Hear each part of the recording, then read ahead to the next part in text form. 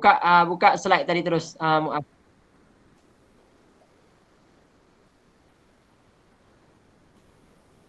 Okey. Nampak tak, Ustaz? Bismillahirrahmanirrahim. Assalamualaikum warahmatullahi wabarakatuh. Kita akan teruskan perbincangan kita tentang Islam sebagai cara hidup yang syumul. Alright. Jadi apabila kita sebut Islam, kita semua ni orang Islam. Kan? Kita semua ni orang Islam, maka kita perlu tahu apakah sebenarnya kita nak faham tentang Islam itu sendiri. Sebab ada di luar sana orang tak berapa faham konsep Islam. Dia hanya tahu Islam ni satu agama ritual semata-mata. Agama yang berkaitan dengan macam agama-agama lain. Sebenarnya Islam adalah salah satu daripada sistem cara hidup. Cara hidup. Right. Jadi pada hari ini kita akan tengok beberapa perkara berkaitan dengan Islam sebagai cara hidup. Yang pertama kita akan tengok pengertian Islam itu sendiri, termasuklah iman, termasuklah ihsan, dan apakah hubungan di antara iman, Islam dan juga ihsan. Itu yang pertama kita. Yang kedua, kita akan tengok apakah asas-asas syariat Islam. Sama ada aspek akidahnya, syariahnya, akhlaknya. Jadi 3 perkara ni akan tengok pada hari ini untuk kita membincangkan. Dan besok kita akan tengok insya-Allah tujuan syariat ataupun maqasid syariah lah. Alright, kita masuk yang pertama, bahagian yang pertama, iaitulah konsep ataupun pengertian Islam. Kamu boleh besarkan sikit, Muaz. Konsep ataupun pengertian Islam. Pengertian Islam yang mana apabila kita sebut Islam, Islam ni adalah kata kerja daripada perkataan salim ataupun salima ataupun selamat, suci. Selamat daripada apa? Daripada kecacatan zahir ataupun batin. Sebab tu kalau kita bagi salam pun kita bagi salam. Salam adalah perkataan yang digunakan oleh Allah Ta'ala kepada ahli syurga. Salamun qawlam mir rabbir rahim. Contoh. Maksudnya itu salah satu bentuk yang kita gunakan. Jadi perkataan Islam tu maknanya dia selamat dan menyelamatkan. Maka kalau kita tengok istilahnya, apakah maksud Islam ni? Maknanya kita mentauhidkan, mengesakan, menjadikan Allah sebagai apa? Tunduk dan patuh serta beriman dengan pengajaran agama yang dibawa oleh Nabi sallallahu alaihi wasallam. Mana itulah. Bila sebut Islam ni, maknanya kita kena follow Nabi, ikut apa yang Allah Ta'ala perintahkan. Dan nama Islam sendiri datang daripada Allah Ta'ala. Dan Islam ni bukan daripada sejak zaman Nabi Muhammad. Dia sejak zaman daripada Nabi Adam alaihissalam.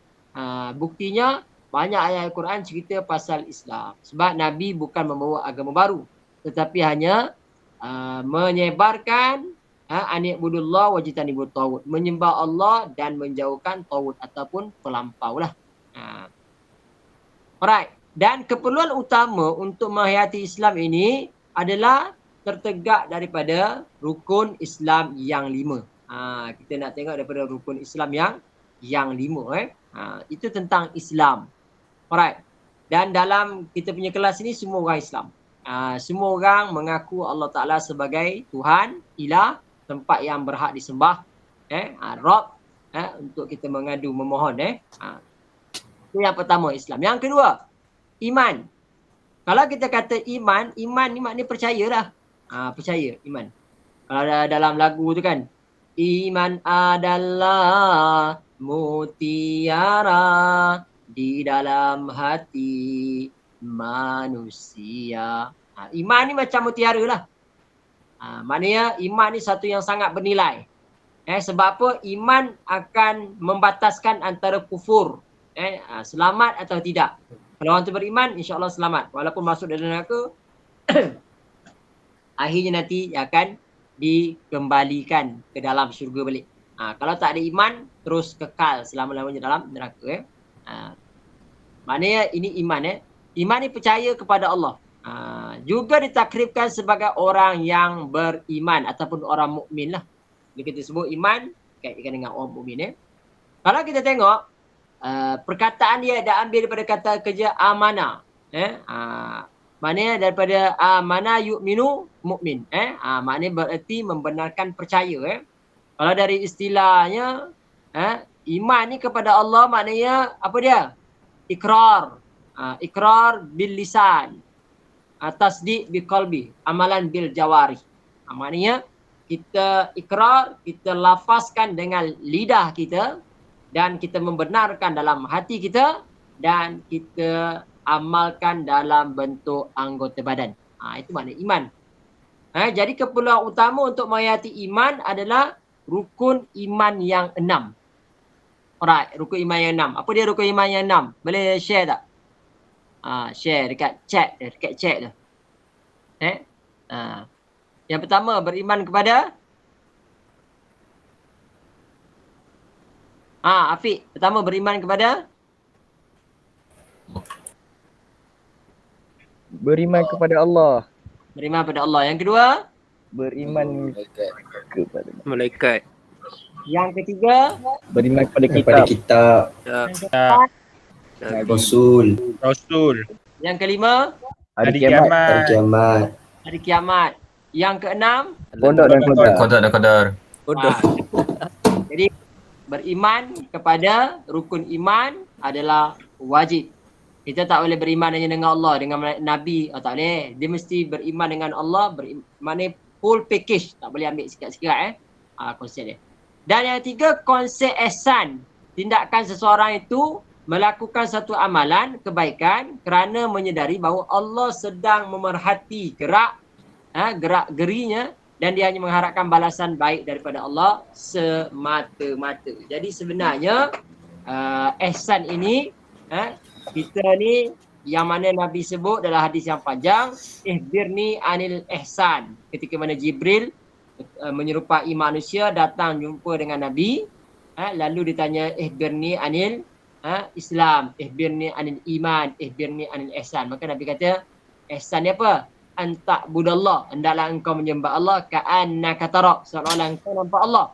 Fa illam takun tara, walaupun kau tak nampak Allah, fa innallaha yara, sesungguhnya Allah nampak kita. Jadi kita menyembah Allah ni mesti yakin. Maknanya kita ni sentiasa nampak keagungan kebesaran Allah, bahkan Allah perhatikan kita. Jadi ihsan ni terbagi kepada dua, ihsan kepada Allah dan juga ihsan kepada makhluk. Macam mana kita ihsan kepada Allah Ta'ala? Yang tadi itulah beribadat. Ihsan dengan makhluk macam mana? Maknanya kita buat cara yang terbaik. Kalau sembelih kambing, lembu ke, guna pisau yang tajam. Jangan guna pisau yang tumpul, sakit. Bagai menyeksa binatang. Itu tak ihsan itu. Ada konsep macam tu. Okay, apakah hubungan intisari antara iman, Islam dan ihsan dalam konteks kita? Yang mana seseorang yang percaya dan yakin dengan keesaan dan kekuasaan Allah Ta'ala, maknanya kehebatan, kebesaran Allah Ta'ala, akan sentiasa tunduk menerima perintah Allah dan patuh melaksanakan. Apa saja yang Allah Ta'ala. Contoh sekarang ni kita bulan Ramadan, Allah Ta'ala suruh kita berpuasa. Kita pun puasalah, tak banyak sangat. Kenapa ya Allah aku puasa?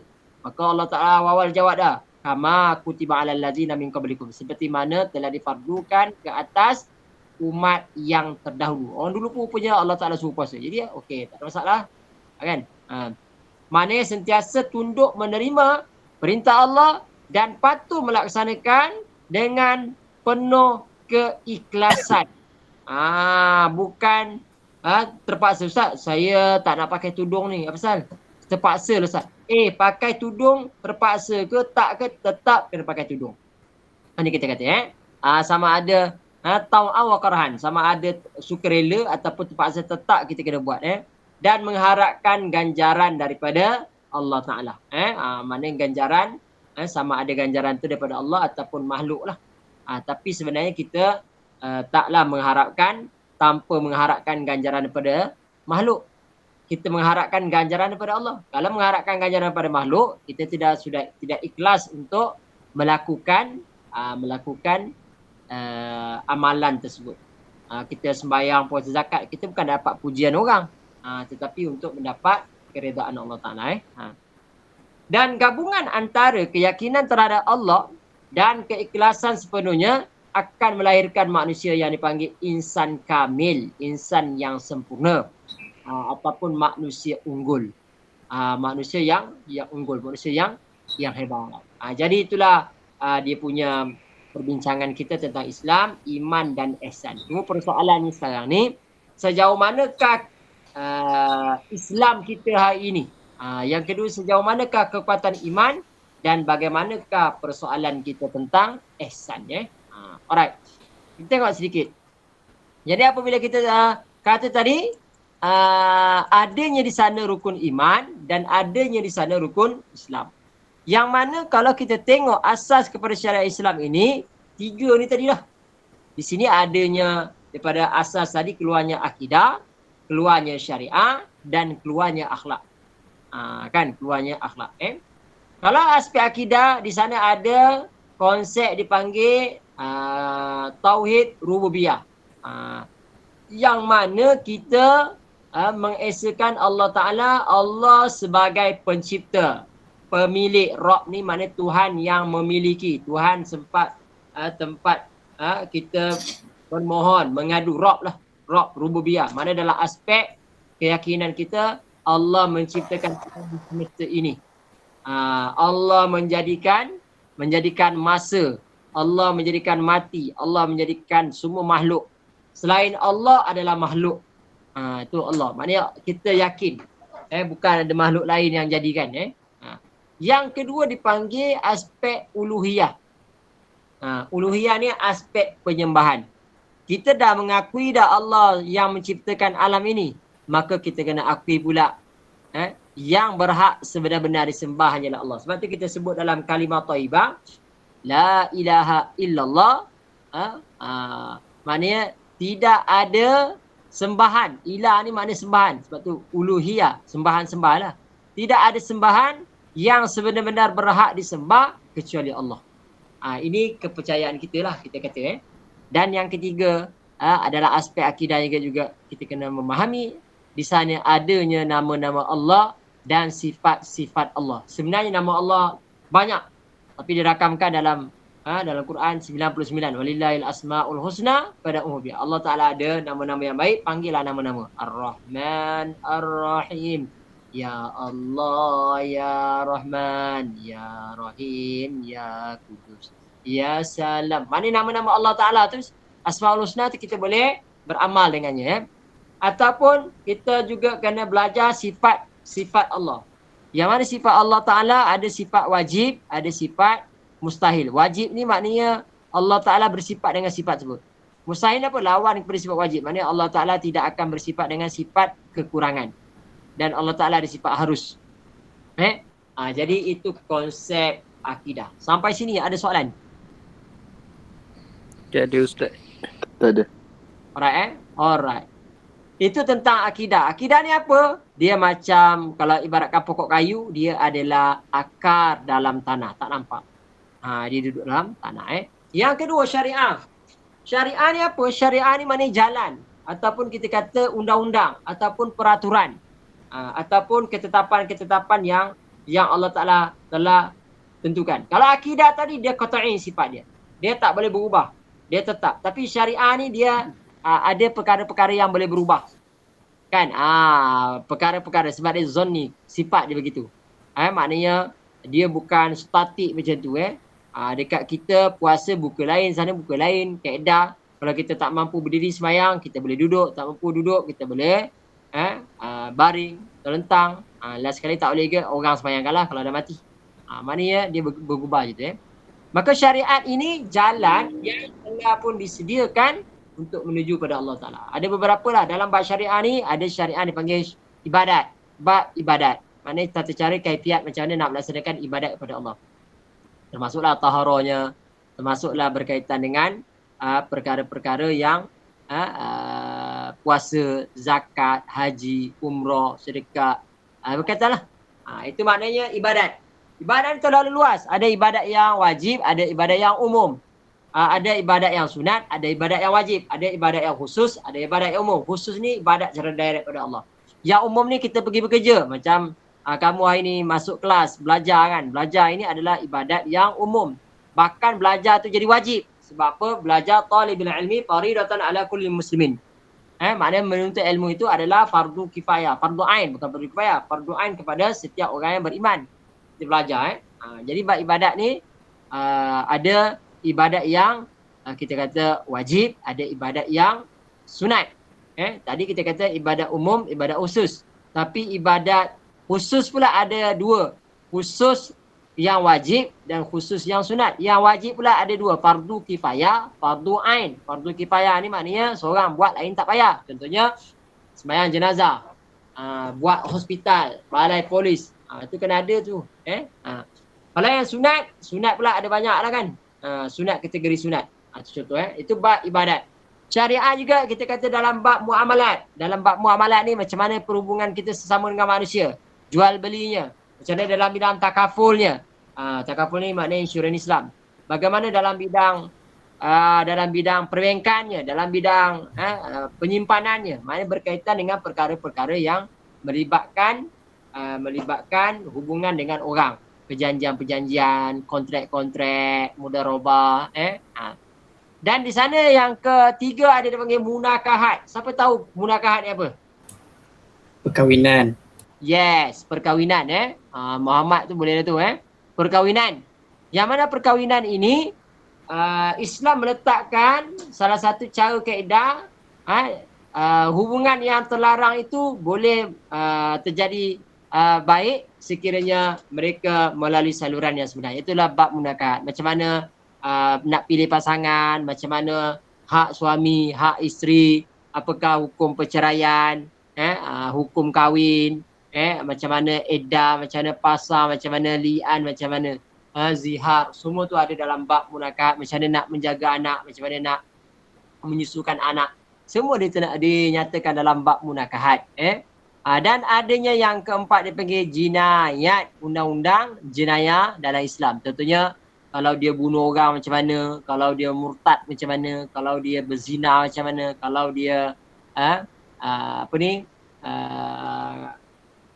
mencuri macam mana, kalau dia tuduh orang berzina macam mana, semua tu ada dalam jenayah Islam.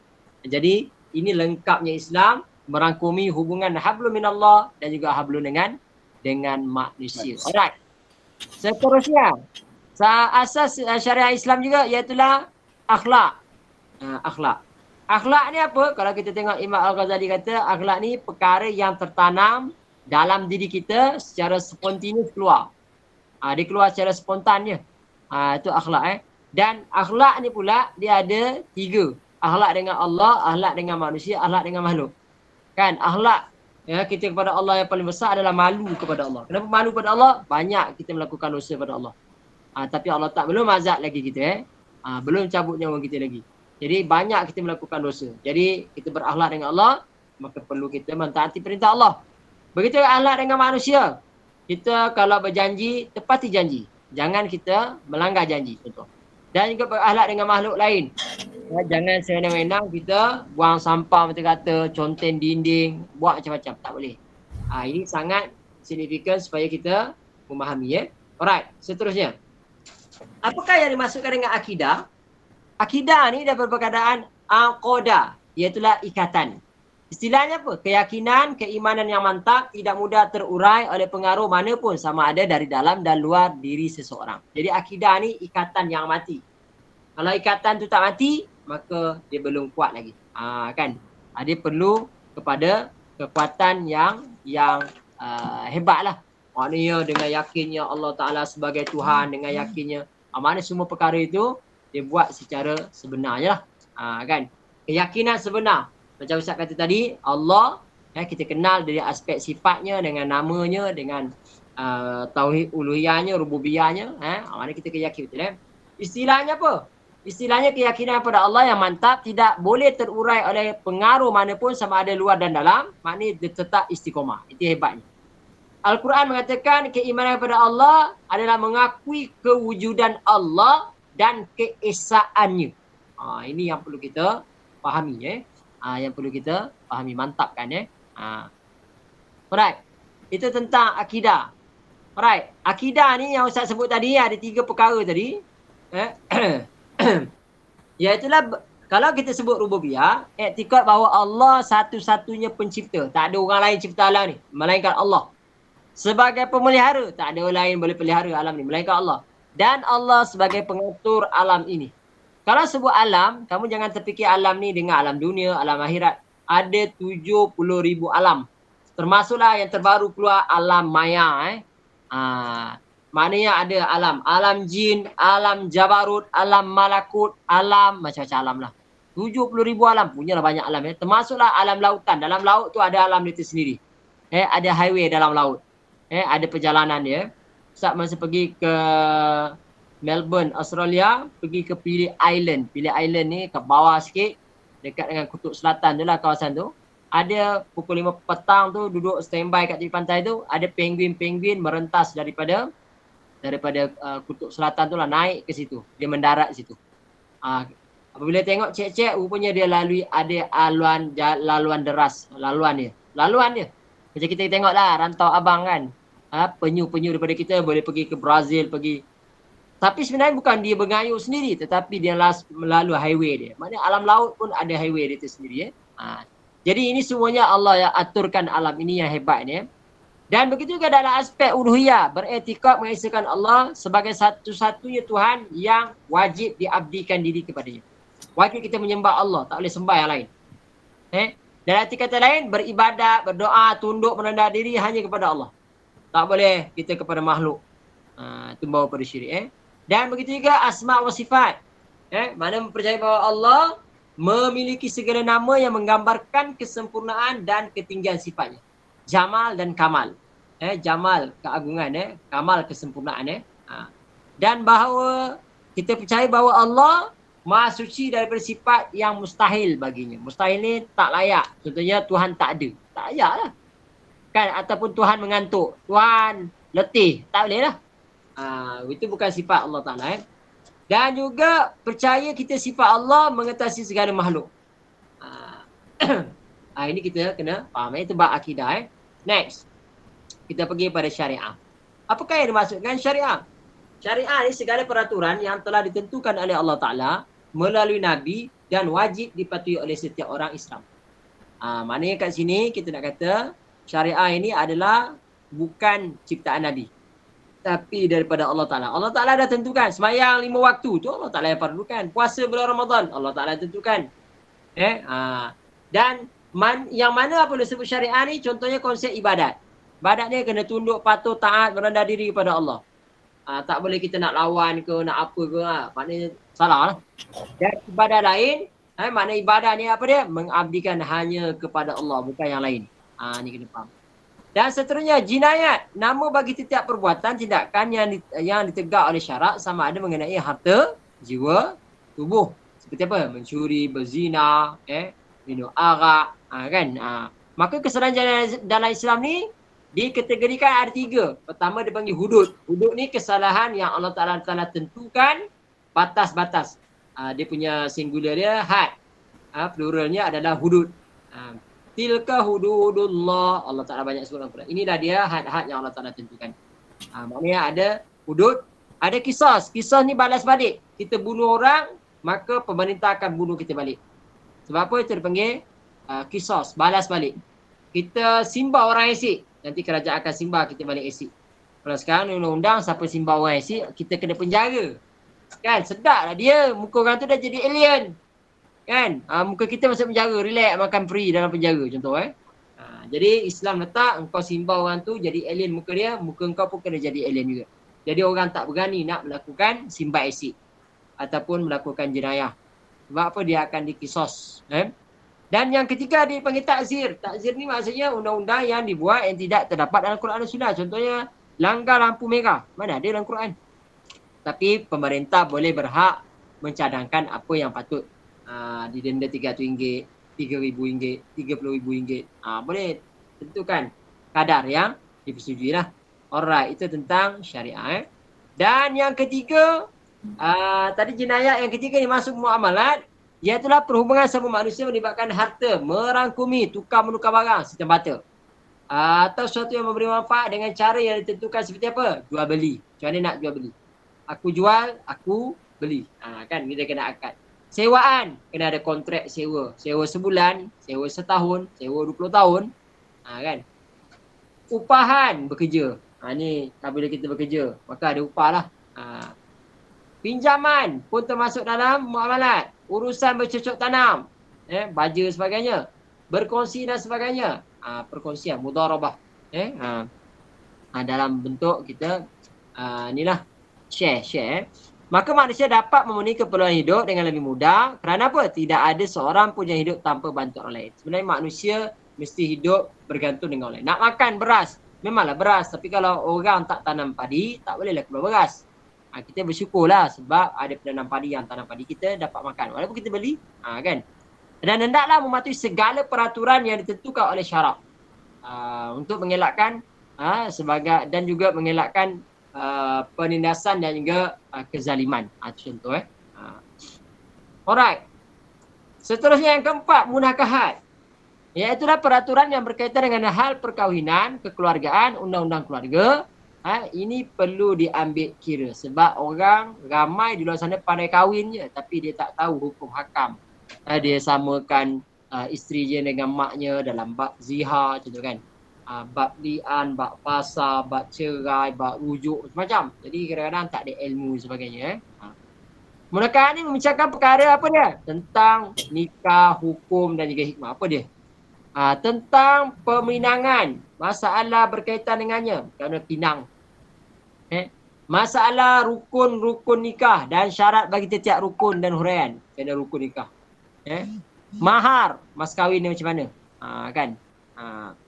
Syarat wali dan susunannya, syarat-syarat saksi, perempuan yang diharamkan berkahwin dengannya, dan persoalan berkaitan dengan perceraian, tolak dan perkara-perkara yang berkaitan dengannya. Jadi itu kita kata berkaitan dengan munakahat. Jadi terlalu luas sebenarnya bab munakahat ni. Next. Seterusnya Imam Ghazali mengatakan suatu sifat yang tertanam sebati dalam jiwa menghasilkan perbuatan dengan sopan. Ini bukan akidah, ini akhlak. Dia salah tulis type error akhlak. Yang mana akhlak ni kita kata hubungan dengan Allah, iaitulah akhlak terpuji menghubungkan manusia dengan Allah. Seperti apa? Kena bertakwa, kena ikhlas, kena beramal, sabar ketika menimpa ujian dalam hidup, zuhud dan sebagainya. Maka ini perlu kita lakukan hubungan tadi. Kalau dengan manusia, melibatkan hubungan manusia sama ada diri sendiri, keluarga, masyarakat, dan akhlak yang disarankan adalah apa dia? Kena bertimbang rasa, kena berlaku adil, bantu-membantu, jujur. Banyak lagi yang boleh kita buat akhlak dengan manusia. Dan begitu juga akhlak dengan alam, melibatkan hubungan haiwan dan juga tumbuh-tumbuhan. Tidak melakukan pencemaran, kerosakan, kezaliman, memiliki sifat bertimbang rasa dan penyayang. Mesti ada bertimbang rasa dan penyayang ini. Barulah kita dapat melakukan kebaikan-kebaikan. Alright, saya rasa itu saja. Yang ini kita akan masuk pada esok hari pukul 2 petang. Alright, boleh off record kot. Baik, Ustaz.